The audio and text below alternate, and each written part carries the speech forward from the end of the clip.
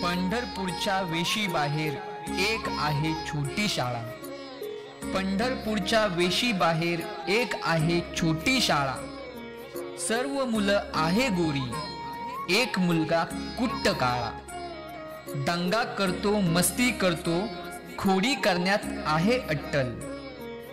दंगा करतो, मस्ती करतो, खोडी करण्यात आहे अट्टल.